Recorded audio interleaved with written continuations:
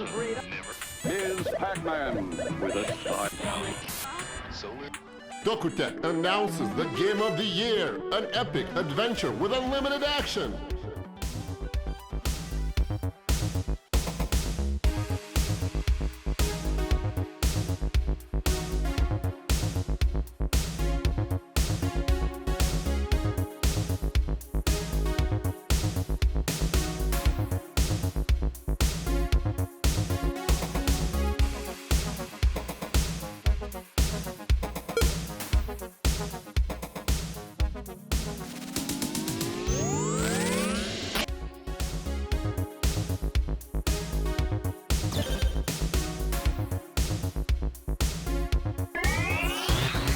Welcome to the Dare world with thousands of colors, 16-bit graphic technology,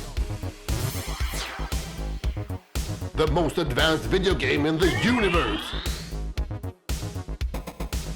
Dare from DOKU.TECH makes curious kids daring since 2014.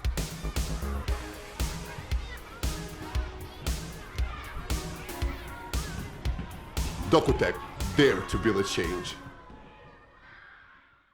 Përshëndetje të dashur miq, mirë se po takohemi. Unë jam Benet Kalçi dhe jam një koçiri juaj në edicionin e 8 vjet të DOKU.TECH Dare to be the Change, guxoni të jeni ndryshimi, të cilin e sjell IPCO Foundation.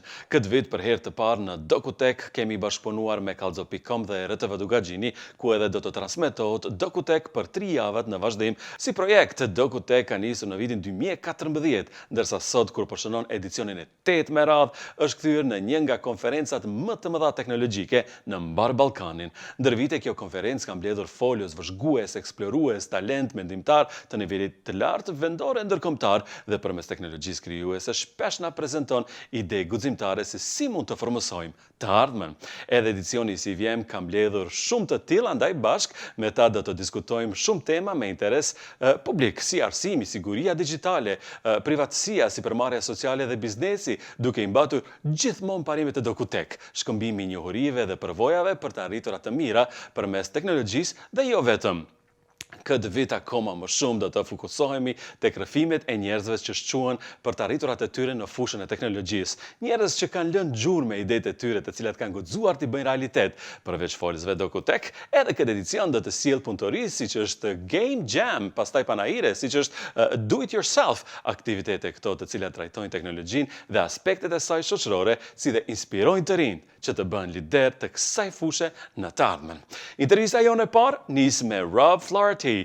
Ai është drejtori Strategjisë Dixhitale në Shtëpinë e Bardhë, ndërkohë së fundmi punoi si drejtor digjital për fushatën zgjedhore të presidentit të SHBA-ve Joe Biden në vitin 2020. Në këtë rol ai mbikëqyri mbledhjen e fondeve në internet, komunikime online, media sociale dhe reklama digjitale në një ekip prej më shumë se 150 personash. Gjatë kampanjës ai arriti të targetojë më shumë se 100 milion qytetar amerikan. Para punës së tij në kampanjën Biden për president, Rob punoi edhe si drejtor krijues në prioritetet e SHBA-ve, një organizatë e avokimit politik, si dhe në kampanjën e presidenciale të Hillary Clinton, Hillary për Amerikën, dhe në fushatat të ndryshme e qeveritë të shtetit të New Yorkut në Shtetet Bashkuara të Amerikës. Unë juftoj që së bashku të ndjekim intervistën me Robin, të realizuar nga antarja e bordit në IPCO Foundation dhe një nga producentet e DOKU.TECH, Teresa Crawford.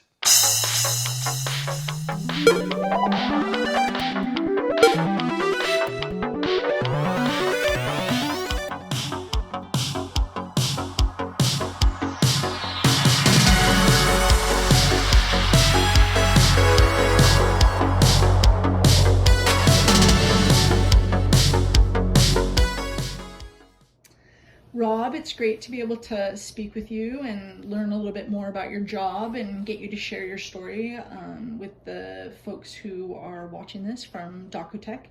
So tell us a little bit about your job and what you're doing. What is a digital strategist? Yeah, that is a great question and one that I don't know that I always know the answer to, but I'm currently President Biden's Director of Digital Strategy, and I've been in that role for the last couple of years. And a digital strategist has a lot of different roles in American politics. We sort of sit right in the middle of everything on a campaign.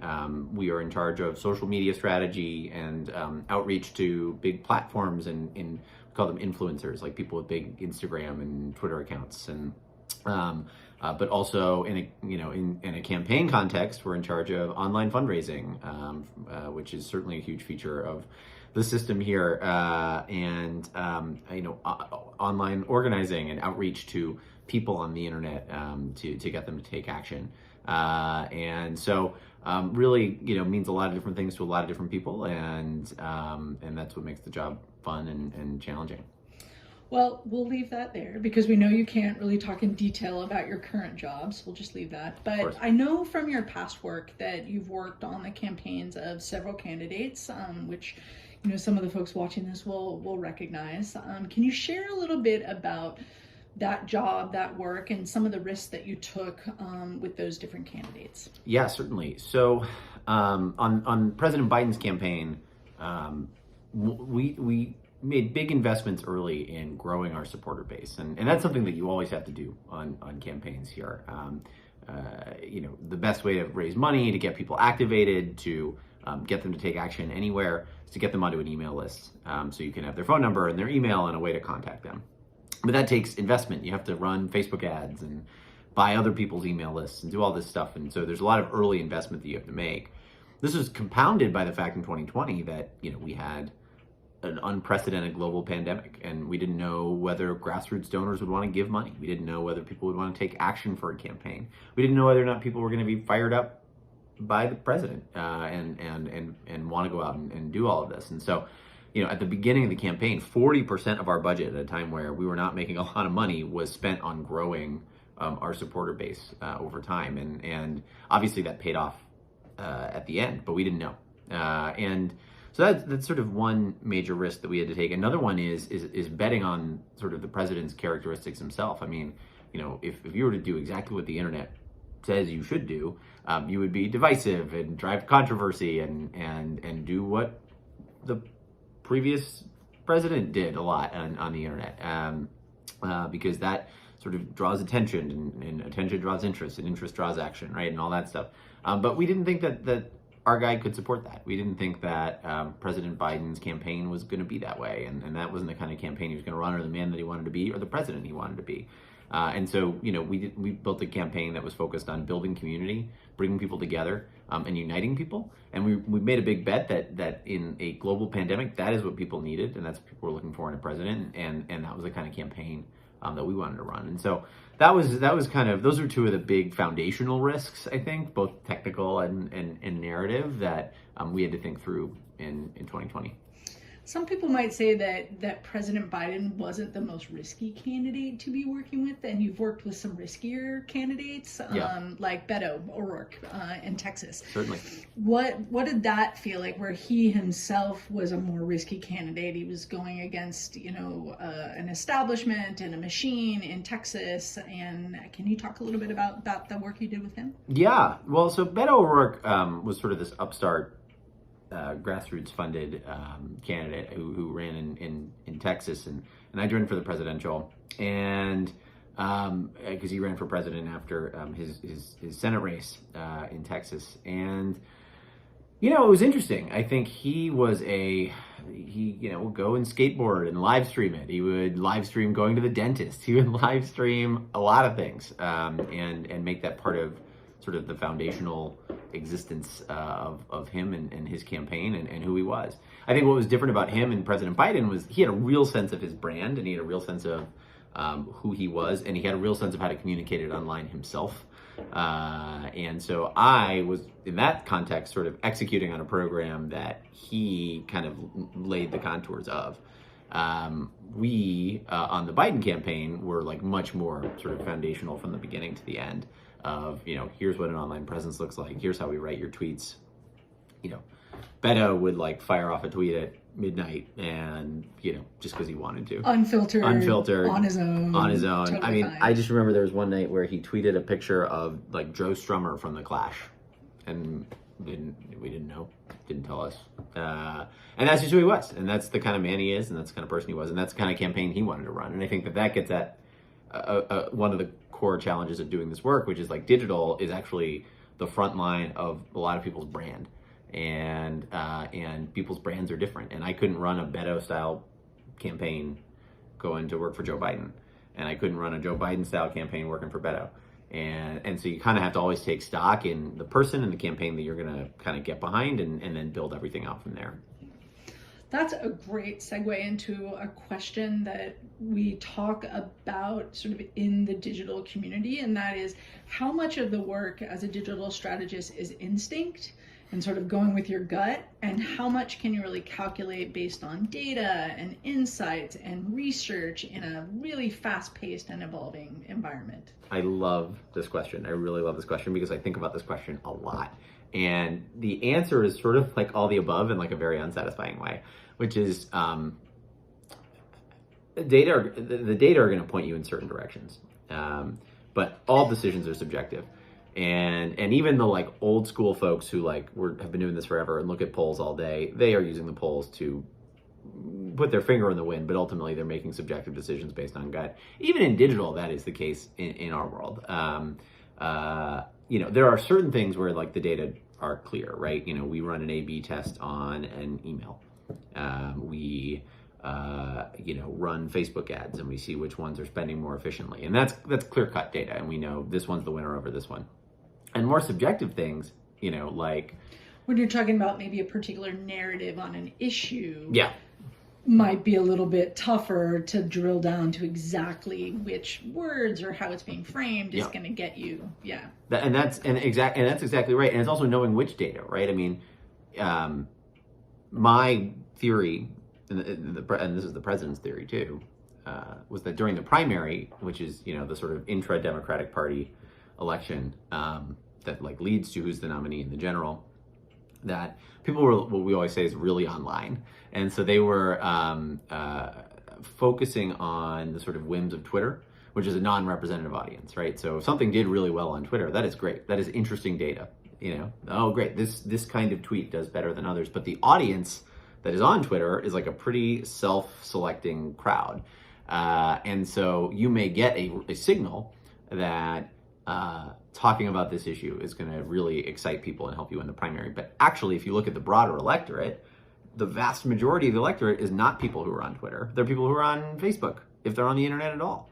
And those people want different things. And so part of the thing is this question of like, what is the data? But it's also having the sort of like subjective, I guess, theory of the case to know how to place it and how to contextualize it. Because we always said that we wanted to be online without capital letters being online, right? Without being so of the internet that we lose sight of the broader imperatives. And so you always had to kind of pluck out the wheat from the chaff a little bit on what's good data that should inform you and where your gut should kind of override what's in front of you. So it's good to hear that it's a mix, and that you've got to think about where is this data coming from and who is it data about and what insights you're going to draw from it. You talked a little bit in the beginning about some risks that you took which paid off. Yeah. Anything that you've tried that failed? Yeah, no, never, ever. No. And I want the really miserable failures only, please, Rob. Yeah. Yeah. Well, I worked for Hillary Clinton and she lost. That was a risk that did not pay off. But the sort of in the like, I think one of the presidential campaign for Beto did not go very well, and we didn't make it past November of the year before the election. So it was challenging. And what happens is in these primary campaigns. You run out of money pretty early, and that's why people drop out, right? They don't stay in races because they don't get out of races because of scandal or whatever. It's because people aren't giving money. Right. And so Beto's campaign started running out of money, and we tried to do this thing where we held a grassroots supporter summit, and we brought everybody together, and we were like, "Look, guys, we really need you to step up here and." Here enumerated are the ways that you can help fund this campaign and the things that we need from you in order to like donate. We had this like live stream with like the campaign manager, and like we did not have, as I said, a lot of money. So I was like taking a camera and putting wires around and like getting them into a computer. I mean, everything went wrong.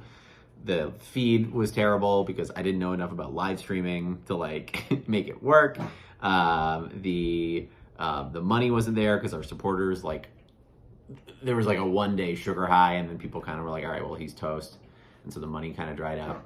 And so, you know, we did this big thing in front of press and everybody to be like, we really need the help. And it ultimately didn't change that much. And was like technically not that great. And so that certainly did not work. I'm trying to think. I mean, there's all kinds of other terrible ads that we put together that just like didn't work or things like that. But you know, or like we did. So we did a series of concerts for grassroots donors. We called it like what do we call it? We were gonna call it Joechella, like Coachella, which is a music festival. And it was gonna be, you know, everyone donate $5. You can go to a James Taylor concert, or you can go to this, that, and the other. And so we got all these celebrities together because we thought it was gonna work. And it super didn't work. And so we had these like it was horrible. We had these like celebrities playing concerts for us to like not that many people. And so we were like, well, you know, I should say, I mean, it would be like 10,000 people, which is good. Like, I mean, 10,000 people in a real concert would be a lot. But it definitely did not do as well as I thought it was going to do on the campaign. But we always have to try these things and exactly. see what works Exactly. and see what's gonna make the difference. You've been working on political campaigns basically since you graduated from college, right? I mean, That's right. This has been your job. Yeah. What was it? Tell us a little bit about what attracted you to sort of politics and the digital space. I mean, you're of the right age, obviously, to kind of be graduating when all this stuff was taking off. But what was it? So I got into politics, I was like really young. I mean, you know, I remember like 9/11 and the Iraq War, and like I was going in there, and I remember, you know, I was watching The Daily Show, honestly, a lot, and I was like 10, you know, I was like not that old. But I think that sort of era like kind of defined my earliest sort of engagement in politics. And I remember Deval Patrick ran for governor in 2006 in Massachusetts, and I was not even out of high school, and I was like making phone calls and knocking on doors and doing all that stuff. But I really wanted to go to school for television, and I wanted to work on Saturday Night Live, and like that was the goal. And so I went to school for video production and you know, go work in Hollywood and go to New York and all that stuff. And I hated it, like truly hated it. I ended up really not loving entertainment, any of that stuff. And so I was sort of scrambling around for like, what else could I do? And I remember watching The West Wing, which is like a show here. And now if you tell people, oh, I got into politics because of The West Wing, it's like embarrassing, and it is embarrassing. But it also was a TV show about an era of politics and a time of politics that was reassuring to people. Totally. It was like smart people having smart conversations about really difficult issues and feeling like they were adults in the room that could deal with some of that stuff. Yeah, exactly right. And so, you know, this was 2010. And I was watching it, and it's like, you know, I could do this. And so I emailed a really local race and was like, I would love to help. Do you need an intern? And it turns out these like little local state senate races like are like free help, absolutely. And so they had me work with them, and I started knocking doors and doing all that stuff. And I actually really wanted to do traditional press and traditional communications, and like that was the goal. Because traditional press work in this business, in that line of communications, it is very structured. It's a career path that you follow. You do one thing, you do another. There are tactics that have been used for the last 50 years. They still work, kind of, and you just kind of know what to do. So, you know, I wanted to be a press secretary and be standing at the podium like Jen Psaki and all of it. And I just kept, the fact that I had video skills was like the thing that like actually ended up getting me my jobs, right? So people would say, oh, well, you know how to make videos from college. So, you know, why don't you make a video for me? And so I kept kind of having these like video jobs all the time, wanting to get over to press and like not do video and not do digital anymore. And then eventually I kind of hit a point where I was like, I guess I do digital now. I guess this is what I do. And so when I went to the Clinton campaign, my portfolio kind of expanded from video to what they call digital rapid response, which was crisis response and like what we call offense defense, right? So how do we prosecute a case against our opponents and also defend against, emails and Benghazi and sort of all of these things that came at Hillary in 2016. And so from there, sort of, I stayed with it. And, there's always a tension between doing the thing that's new and doing the thing that's traditional, and always being a challenger in institutions that do not want to be challenged. And politics is certainly one of those, and American politics is certainly one of those. But that is sort of how I've stayed in it and how I got there. So that's a story of the past, right? Where did you come from, and sort of what motivated you, and how you got into this? Let's talk a little bit about the future. Yeah. So in the last election campaign, movements started overtaking the elections. You had the movement around Black Lives Matter in particular. You had whole institutions being called into question. We had attacks on the CDC and attacks on just on the military and defense, and just sort of how I don't mean literal attacks, but just questioning their job, their role, and sort of what does this mean for digital communications in the future, this sort of overtaking of whole campaigns by these sort of larger movements for change. Yeah.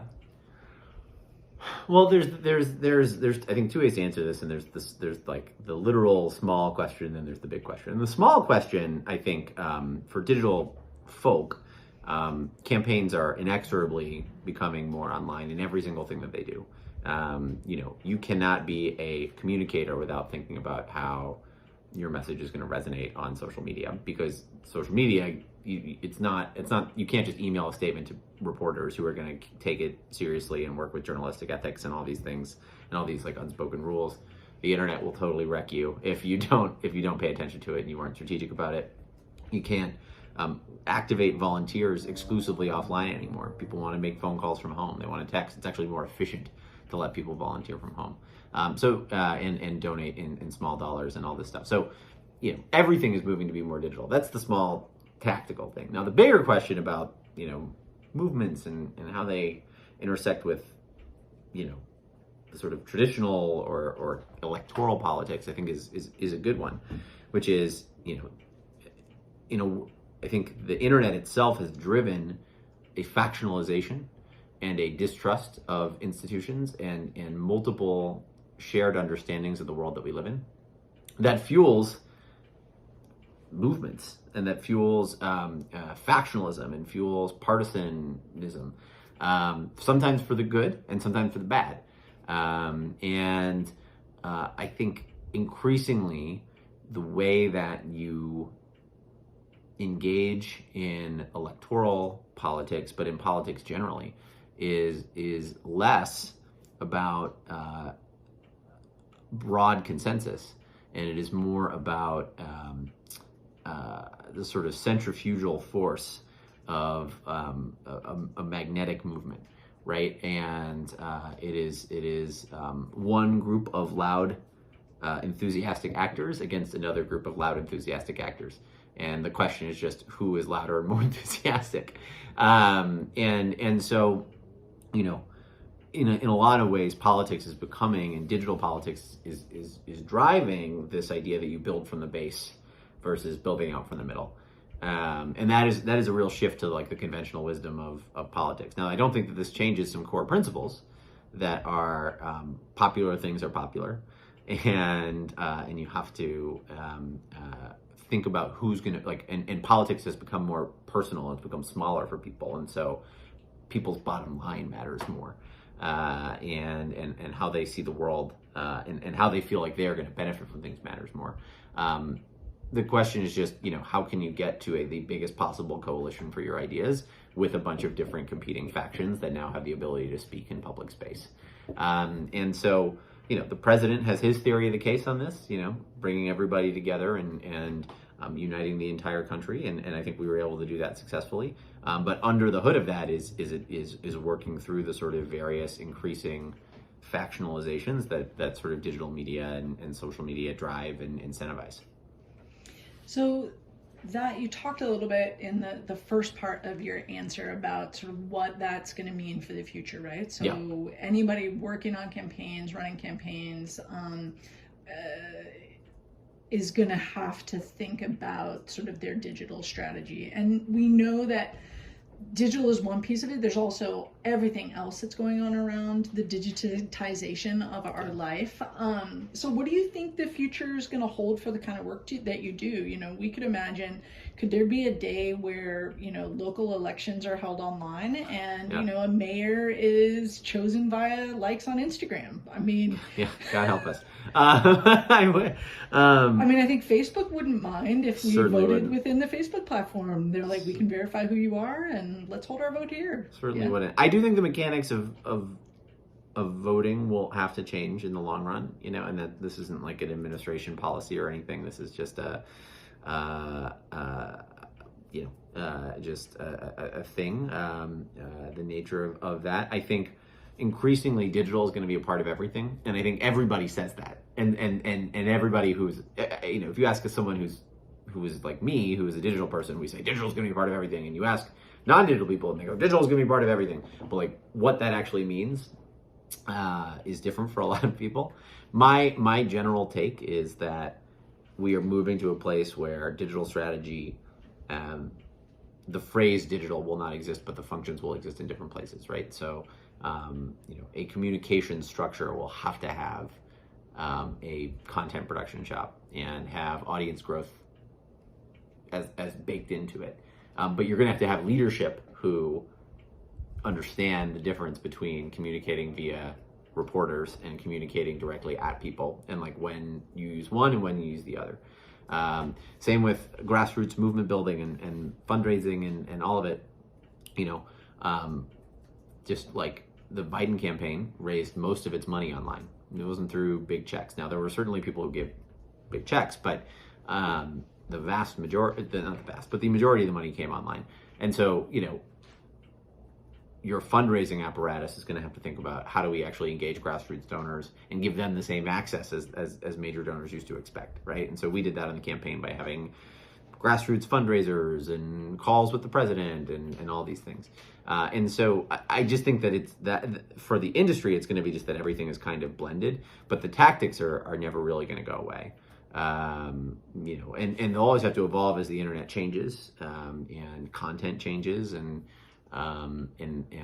you know, everything from the way you can use cookies to advertise to the way video is now more optimized towards like TikTok. Like all that stuff will always evolve, but the core of it, that content builds audiences and that audiences take action, that thing is just going to be the way that you build a political organization.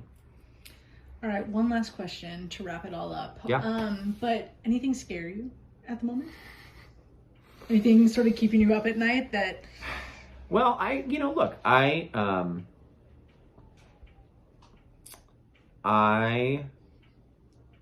think the things that scare me the most are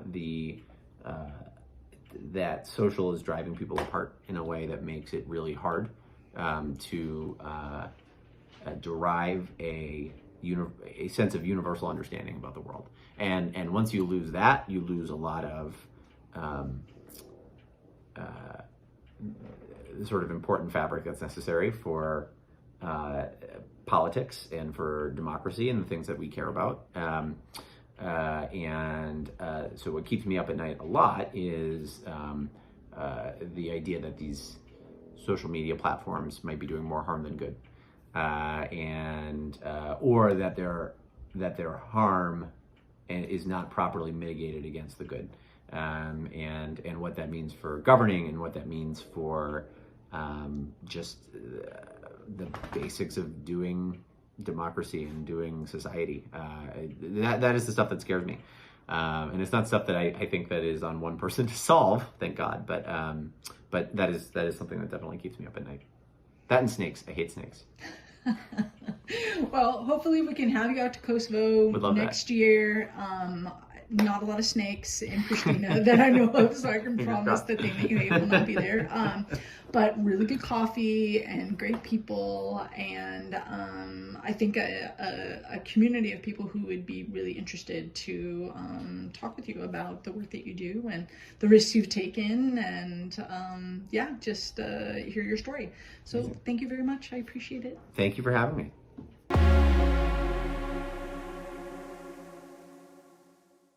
Ishte Rob Flaherty, drejtori strategjisë digjitale në Shtëpinë e Bardhë, e ne vazhdojmë tutje duke ju sjellë një tjetër histori interesante, të suksesshme dhe pak histori.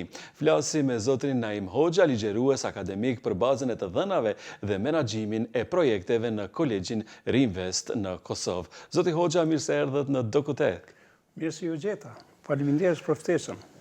Naim Hoxha studioi në Fakultetin e Elektroteknikës në Universitetin e Prishtinës dhe atët pas universitar në Zagreb të Kroacisë. Ai ishte angazhuar si ekspert në mbledhjen e analizimin e të dhënave në shumë projekte kombëtare dhe ndërkombëtare me institucione dhe organizata të ndryshme. Aktiviteti i tij si profesor u bazua veçanërisht në elektroteknologji në institucionet e njohura në Kosovë. Aftësitë e tij në IT janë zhvilluar që nga puna e tij e parë në vitin 1975 dhe tani ai është profesionist i shquar në fushën e teknologjisë dhe menaxhimin e projekteve. Profesor, do të nisim me pyetjen e parë. Ju jeni marrë me mbledhjen e të dhënave para se të ishte në modë. A mund të na përshkruani ambientin dhe atmosferën e punës kur ju keni filluar karrierën në vitet e 80-a, mos gaboj, në Prishtinë? Spari faleminderit për ftesën. Unë kam pas fatin që të jem pjesëmarrës në ato fazat fillestare të zhvillimit të teknologjisë informatike në Kosovë. Zatin ishin edhe fazat e para të përgjithësisë të Universitetit të Prishtinës.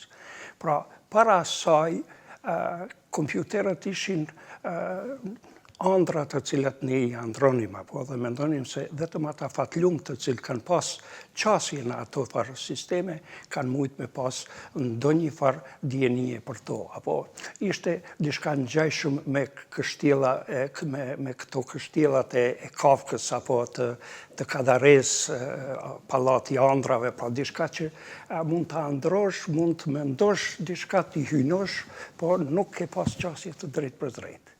Me hapjen e qendrës llogaritëse në Fakultetin Teknik, filloi pesha e kompjuterëve të bie poshtë, domethënë t'i ofrohej edhe individëve, edhe studentëve të cilët thjesht nuk i kanë paramenduar. Vetë të bëhet e prekshme, të bëhet reale, dhe ajo fal një sistemi të kompjuterëve të cilat ju dhanë të gjitha universiteteve në Jugosllavi. Një prej 8 kompjuterëve, një IBM 1130, që punonte me kartela si hyrës të informatave, praktikisht u bë një thymje e asaj andre të cilën ne e kishim.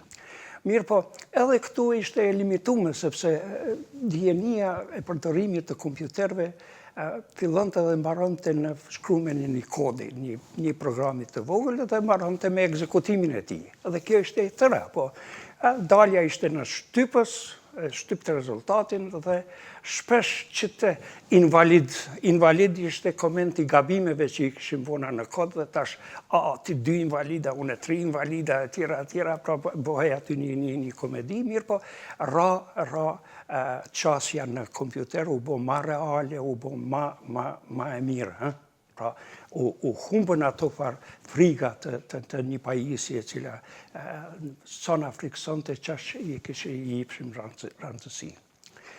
Më herët kemi pas qasje edhe me këto kompjuter lodra, si kurse që ishin Commodore 64. Prej 16-it, prej 16-it, 64, 512, Po, tutje, po. Bile ato fillun edhe me u përdor në afarizëm, sepse kishin tash pajisje tjera të cilat ishin hyrëse si lexues të disketave, të kasetave, tjera, dhe entuziastët tash merreshin me atë punë, dhe aty fillun hapat e parë të zhvillimit të kompjuteristikës. Unë mendoj që zhvillimi i hofshëm i hardverit, domethënë i elektronikës, në një anë, Dhe në anën tjetër përcjellja e softverit i cili punoi për ato pajisje ishin aq të hofshme, zotin ishte një funksion eksponencial, shkonte vetëm të shumëzu, domethënë nuk ishte diçka që duhet pritej shumë gjatë, a kuptoni.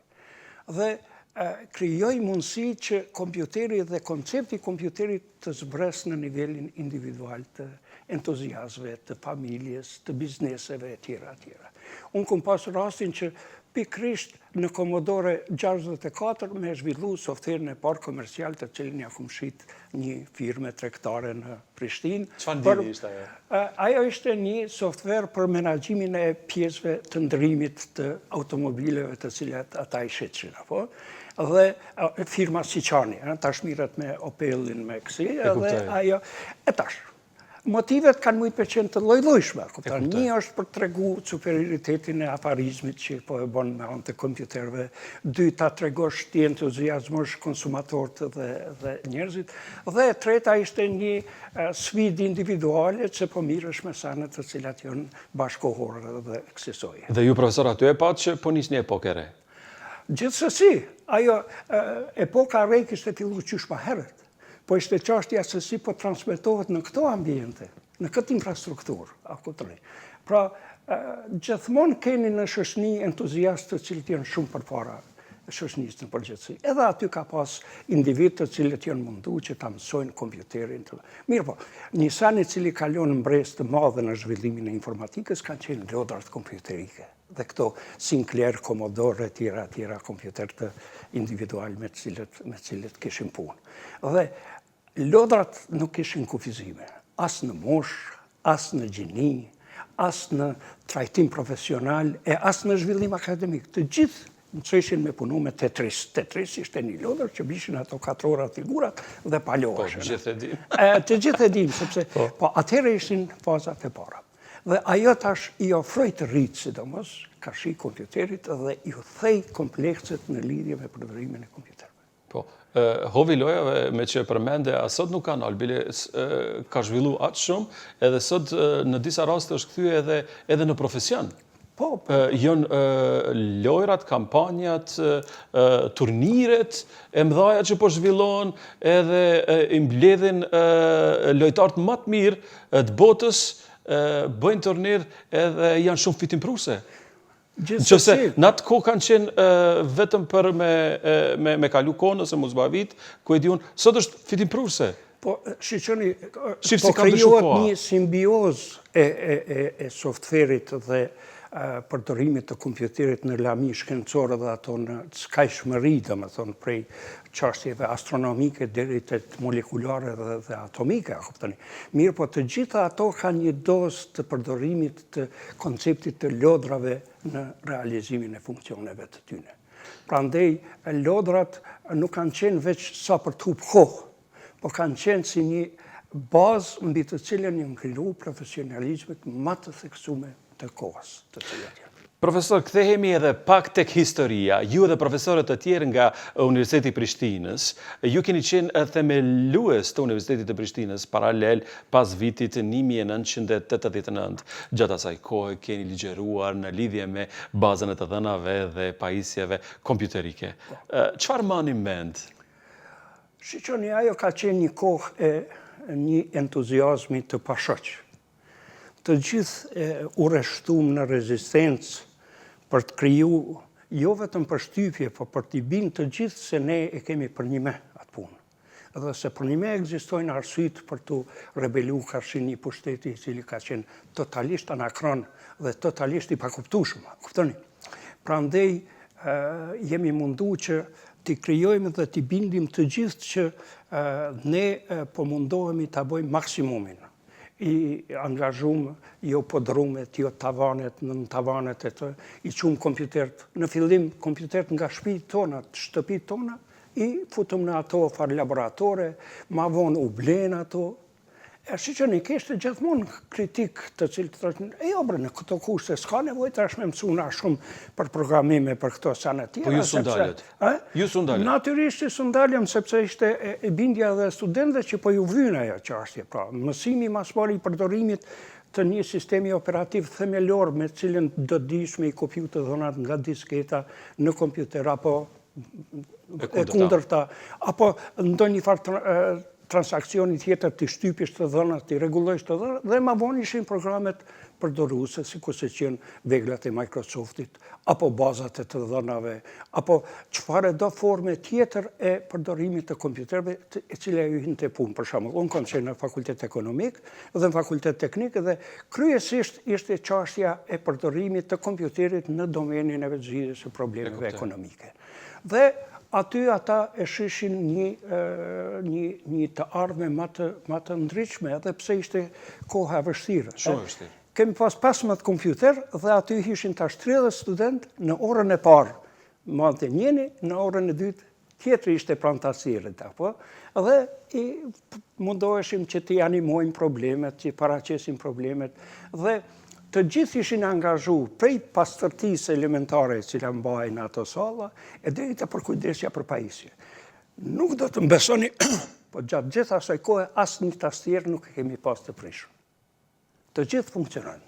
Duhet ishte një motivim i madh, një përkushtim i madh, jo vetëm juaj, po dhe studentëve. Të gjithë ishin të përkushtuar që t'i bindim edhe ata që na kontrollonin, na përcjellnin se çka po bëjmë, që ne për një me kemi atë punë.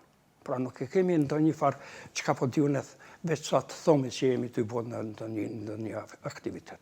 Dhe shiqoni, është shumë interesant që pas luftës, vitet 2000, kur u hapën bankat, pikrisht ata që u aftësuan mirë në këto vegla kunde, ishin praktikisht ata studentë të cilët i zunë ato vende të punës. Prandaj kjo ka qenë një bindje shumë e madhe. Ndoshta paksa dhe naive, po secilin entuziazëm e përcjell një dozë naivitetit. Nuk mund posh për ndryshe. Profesor, ju keni ndihmuar edhe në krijimin e një sistemi paralel të timor, të mbështetur nga struktura paralele. A mund të na tregoni si dhe çfarë u desht të realizonit këtë? Shiqoni, me qenë se u largu nga puna. Po. Unë kom qenë para asaj përfaqësuesi i Skradevtës në një ndërmarrje kompjuterike Slovenisë, dhe u mbyll ajo. Dhe unë mbyllën edhe të tjera, të s'na me ta zgjohë, po të inventon, të zbulonin diçka, të krijonin diçka. Dhe puna ma e afërt ishte të krijojmë software për kontabilitet, për afarizëm, për shëndetësi, për arsim, për e tjera. Dhe në pjesën tërmuese ishin për firmave afariste të cilat e përdornin kontabilitetin për realizimin e raporteve të tyre, të cilat mund t'i përdornin, ose nuk i përdornin edhe për afarizmin e tyre. Mirë, po ishte problem që ata e kultivonin një koncept në cilin i minimizonin të gjitha shpenzimet të cilat mund t'i jipen për çështje të tatimeve dhe pushtetit sërb. Dhe kërkonin drejt për drejt nga na që t'i inkludojmë edhe elemente të cilat mund t'a bojnë këtë farmshefje të këtyne të hyrave të cilat tatimoheshin. Dhe ne natyrisht që ishim për t'i ndihmu afaristët e jo për t'a ndihmu pushtetin. Dhe implementonim elemente të ndryshme të cilat i mundësonin, për shembull, kom një faturë dhe tash e kom shit mallin e asaj fature dhe do t'a fshi sepse e zvogloj bazën për llogaritjen e tatimit. Mirë, po duhemi i bëtë qa pregatitja, aty nuk mund të me ufshi drejt për drejti, sepse edhe furnitori atje i cili e ka dërgu atë malë duhet të afshin të ato dhe të boj kjo paralele, mos me mujtë më uzbulu. Pra, kishte marifet, mirë, po që të bojsh do të rezikonim. Në anën tjetër, pushteti sërb ishte ofër asgjasimit, do më thonë, kishin rratë të gjitha konceptet e ndonjë farë kontroli, dhe i tërë kontroli përfundonte në marrjen e ndonjë farë shpërblimi prej këtyre firmave dhe i jepshin 50 euro, 100 euro dhe ata e krynin këtë farë mohabetit të kontrollit. Kështu që nuk ishte bashkrejt çështja e meritës tonë që po ishim me programe, po ishte edhe ngopja aty nëse ata ngopeshin shumë shpejt me ato farë honorare që i mershin, dhe kështu u kriju një farë mbijetimi i balansi i veprimit. Mirë po, ajo ishte mundësia me cilin ne fitonim, se jetonim prej shitjes së programeve, sidomos të afarizmit. Kjo ka qenë një, se di si ta thom, një kundërshtar i cili kënaqej me diçka çka ti nuk ke prodhu, po kënaqej me honorarin, ananën tjetër të kontrollon të ty në punën të cilën ti e bëjsh. Po ishte shkythesi. Profesor, cilat ishin disa nga rreziqet me të cilat ju jeni përballur në karrierë ose gjatë karrierës, ose si keni tejkaluar ato? E shiqoni, rreziku ka qenë se po të vinte dikush që ka një dijeni pakës ma të mirë të teknologjisë informatike dhe të softverit për këto sisteme afariste, do të mund të gjente gabimet. Dhe ishte rreziku i 200-300 firmave të cilat tash posedojnë ato programe. Një për ju të regoj një rast. Një afarist vije dhe më thot, shiqo, në raportin i cili do të del për qarkullimin me një firmë i cili është 3 faqe i gjatë, në fund del shuma, vlera totale. A bën me milion që unë të shkruj blatu vlerë totale. Jo sa është e llogarit. Po tash po si do ta mbështetës është. E shiqata. Po ta kontrolloj 3 faqe me i mbledh pozicione nga 70-50 pozicione, a i ka me qeni bindun që ka gabu dikun. Nuk e kësi edhe praktik, edhe ashtu përfundoj. Mirë po, asë nuk më binte në men mu mundësia që rezultatet të cilat janë reale, tash ti përpilojnë dhe ti komponojnë pronarët e firmave. Këto ishtin praktikisht inovacionet të cilat ishin përplët në ndërmarrjet tona. Profesor, si e shini sot përdorimin e të dhënave në Kosovë dhe në botë, a ndjeni të inspiruar apo të friksuar nga ajo se çfarë po ndodh, nga këto trendet? Unë mendoj që edhe. Sepse, shiqoni, ka njëherë kur po shoh trendin e zhvillimit të teknologjisë, të çka po bëhet, po duhet me prek hunën apo trupin, se nuk po më besohet se është reale, sepse kanë shku në lartësitë të mëdha në kuptim të implementimit të kompjuterit në shkenca tjera, si dhe zhvillimi i shkencave tjera tash për hatër të kompjuterëve. Sa që nuk po muj me i përcjell, kuptoni. Pra, është thjesht e pamundën që sikurse në fazat e para që unë i posedojsha krejt programet e mundshme kur kom pas marrë PC-n e parë, unë i kisha me llogaritje, me Microsoft, me vegla të ndryshme, të gjitha i kisha kopjet e programeve. Tash nuk po muja së lamive të cilat unë po i përcjelli me i pas të gjitha, sepse ka shku krejt në një stratosferë, në një nivel shumë të lartë. Kjo po më frikson sepse në një ditë do të jemi vetëm pjesë në një segmenti shumë të ngushtë dhe do ta banalizojmë përdorimin e kompjuterëve. Nuk ka mu as entuziazmi të kontrollit të përgjithshëm mbi kompjuterin si pajisje. Po kadal, po kam frikë që kompjuteri do të fillojë me na komandu dhe me na prunë në një situatë e cila nuk ka me qenë shumë e fortë. Shiqoni, në vitet 83-84, unë kam qenë, më ftoi profesor Musa Haxhiu, akademiku, indjeri, që të punojmë së bashku në një projekt në KEK, ku boj analiza e ndikimit të ambientit të këtyne pajisjeve për gasifikim në punëtorët e kësi. Dhe ajo është një projekt kosovaro-amerikan. Dhe tash po më luta muj me shku në Amerikë me i bo këto bartin e të dhënave dhe përpunimin e më të tjeshëm. Natyrisht që e thash sepse ishte një përvojë e re, aty po është një dimension të krejt tjetër të përdorimit të kompjuterëve prej asaj që e bënim na. Ju në të kaluarën. Po, ajo ishte praktikisht ky problemi i bazës së të dhënave, pra krijimi i të dhënave të cilët do të mirën prej 2000 punëtorëve dhe i përcëllëm në Shtetet e Bashkuara të Amerikës. Ose ka qenë çështja e helmimit.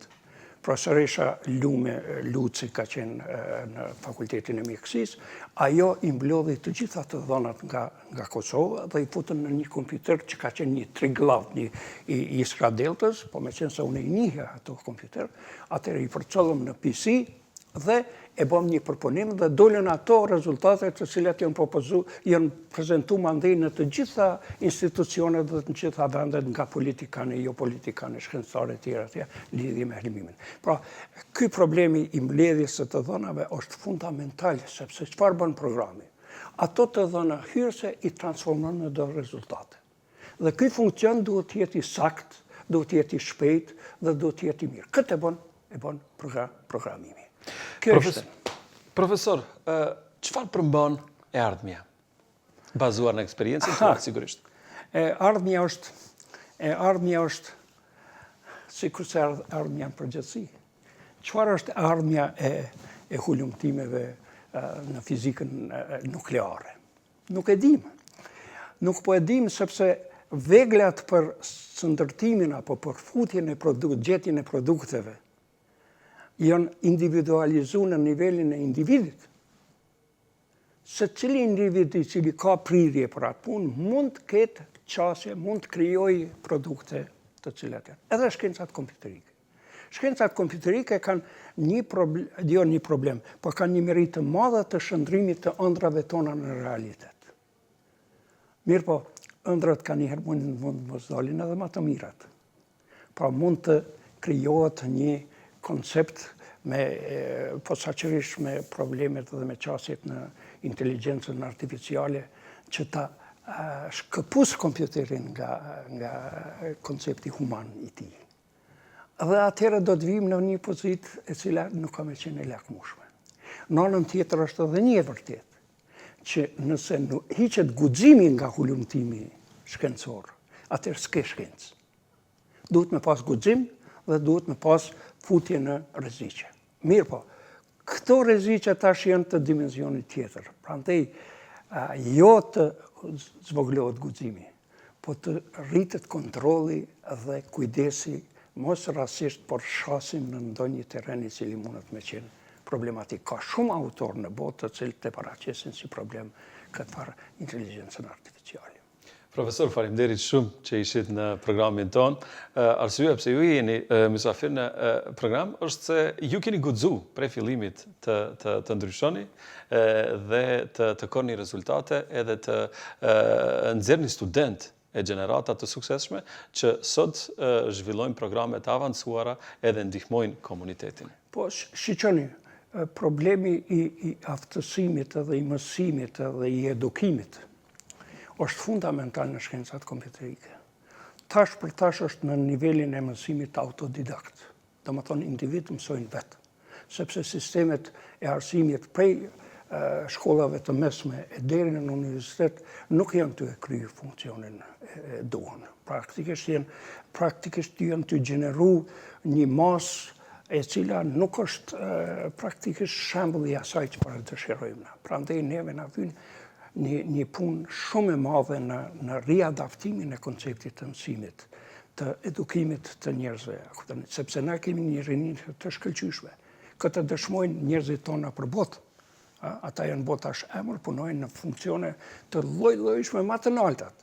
Pra, kanë një afinitet për atë punë, kanë një mundësi intelektuale për t'i kryer, po fatkeqësisht nuk e kanë një kësi. Na i kemi tash 8 a 9 universitete të cilat këtë kanë shkencë kompjuterike brenda atyre. Mirë, po ti shiqojsh prej profesorëve, deri te student nuk din matematikën, nuk din gjuhën angleze dhe duhet të futen në një lami. Faleminderit shumë, profesor. Me nderqofshi. Të dashur miq, adhurues të teknologjisë, kjo ishte e gjitha që kishim përgatitur për emisionin e parë të DOKU.TECH edicionin e 8. Dare to be the change, guxoni të jeni ndryshimi. Gjithmonë mbani mend se është shumë më lehtë të kërkosh falje se sa të marrësh leje. Në këtë botë kompjuterash, gjë më e mirë për të bërë është ta bëni atë. Pra, guxoni dhe ju të ndryshoni. Mirupafshim dhe miru takofshim në emisionin e dytë.